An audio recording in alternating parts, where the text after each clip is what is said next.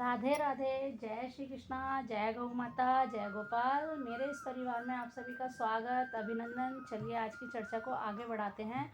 तो मैं आज आपको आंवला नवमी के बारे में विस्तार से जानकारी दूंगी। मैं आपको बताऊंगी इसका क्या महत्व है, ये पूजन कैसे किया जाता है, और एक बहुत छोटी सी कहानी। तो आप वीडियो के एंड तक मेरे साथ बने रहिए। तो शुरुआत करते हैं। देखिए बताते हैं, कार्तिक मास की शुक्ल पक्ष की नवमी तिथि को आंवला नवमी कहते हैं। नवमी तिथि को आती है इसलिए इसे नवमी कहते हैं। आंवला की पूजा इस दिन बहुत विशेष फल देने वाली होती है। इसका बहुत बड़ा महत्व होता है। और जिस प्रकार हम तुलसा जी की पूजा करते हैं, उसी प्रकार हमें कार्तिक के पूरे महीने आंवला की पूजा करनी चाहिए, आंवला के वृक्ष की। और यदि आप नहीं कर पाते हैं तो आंवला नवमी को आपको जरूर पूजन करना चाहिए।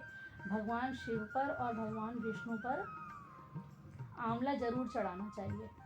तो देखिए, आंवला नवमी वाले दिन हमें आंवला के नीचे बैठकर भोजन भी करना चाहिए। इसका भी बहुत बड़ा महत्व होता है। बहुत पुण्य की प्राप्ति होती है, सुख शांति समृद्धि आती है, निरोगी काया मिलती है। आंवला के वृक्ष के नीचे पिंड दान करने से पितृ तृप्त होते हैं।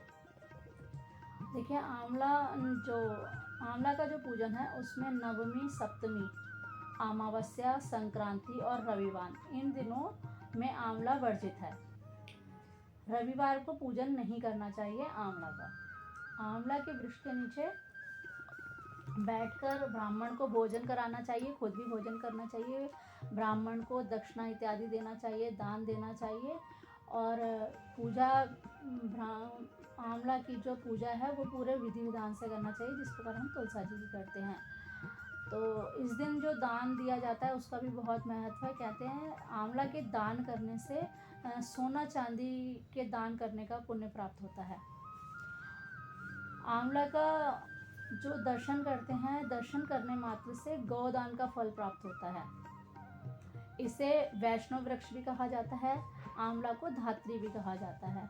इसमें भगवान विष्णु और महेश का वास होता है। जो पुण्य फल हमें कुंभ के समय स्नान करने पर मिलता है, वही हमें कार्तिक में आंवला पूजन के समय किए गए पूजन से फल प्राप्त होता है। इस दिन भगवान कृष्ण ने अपनी बाल लीलाओं का समापन किया था और गोकुल को छोड़कर मथुरा की ओर प्रस्थान किया था, आंवला नवमी वाले दिन ही। और इसी दिन भगवान विष्णु ने कुष्मांड नामक एक राक्षस था, उसका वध भी किया था। और कहते हैं उसके शरीर से आंवला की बेल प्रकट हुई थी।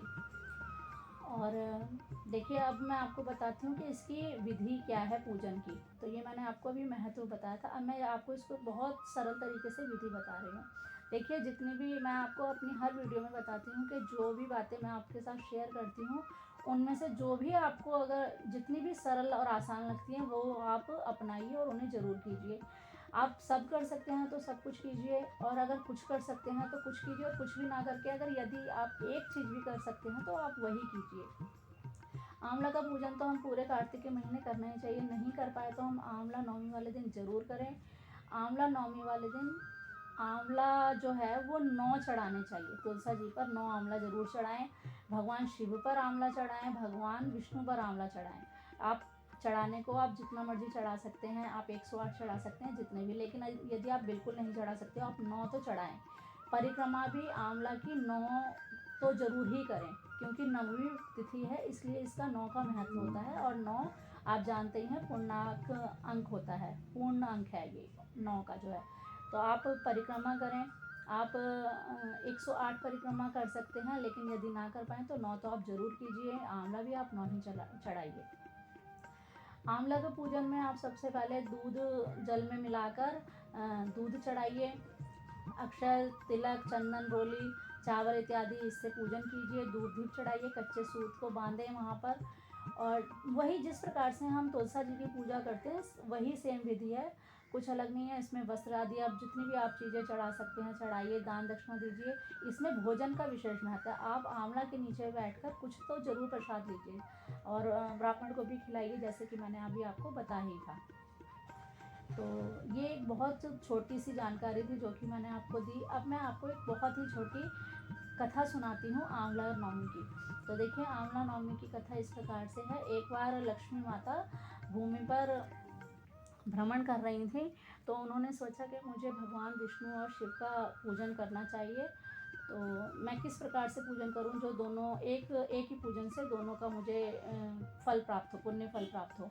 तो उन्होंने आंवला का वृक्ष था उसका पूजन किया, क्योंकि वह जानती थी कि आंवला में भगवान विष्णु और महेश का वास है, और आंवला के फल में तुलसी जी के और बेलपत्र, जो बेलपत्र भगवान शिव को चढ़ाया जाता है, उन दोनों के ही गुण आंवला में हैं। तो इसलिए उन्होंने भगवान आंवला के वृक्ष का पूजन किया, जिससे उन्हें भगवान विष्णु और भगवान शिव के पूजन का फल प्राप्त हुआ। लक्ष्मी माता ने ये पूजन नवमी वाले दिन, कार्तिक शुक्ल पक्ष की नवमी तिथिया को किया था, इसलिए इसे आंवला नवमी कहते हैं, और इसलिए आंवला का पूजन का महत्व विधान है। तो उस दिन उन्होंने पूजन किया और दान दक्षिणा दी, ब्राह्मण को भोजन कराया और खुद भी प्रसाद ग्रहण किया। भगवान विष्णु और शिव प्रसन्न हुए, और इस प्रकार से आंवला नवमी मनाई जाती है। इसका पूजन इसी प्रकार किया जाता है, विशेष महत्व है। तो आप लोग भी आंवला नवमी पर ज़रूर पूजन कीजिए, जितना कर सकते हैं उतना कीजिए, ना करने से तो कुछ करना ज़्यादा अच्छा है। तो आप ज़रूर आंवला नवमी पर पूजन कीजिए। आज की वीडियो में बस इतना ही। अगली वीडियो में मैं आपको एकादशी के बारे में बताऊंगी, जो देवउठनी एकादशी आ रही है। देखिए, एकादशी के बारे में मैं पीछे की वीडियो में जानकारी दे चुकी हूँ, कथा भी बता चुकी हूँ, फिर भी थोड़ी सी जानकारी मैं आपको और दूंगी, और अगली वीडियो में मैं आपको कुछ अध्याय भी कार्तिक के बताऊंगी, सुनाऊंगी। कुछ कहानी भी जो कार्तिक माह में कही जाती हैं वह भी आपको एक दो बताऊंगी, और भी छोटी छोटी जानकारियाँ आपको अभी कार्तिक के पूरे महीने जो बचे हैं बाकी के दिन 14-15 दिन, उनकी विशेष जानकारी दूंगी। पंचभीखू की भी कथा आपको सुनाऊंगी, तो आप मेरे साथ इसी प्रकार बने रहिए।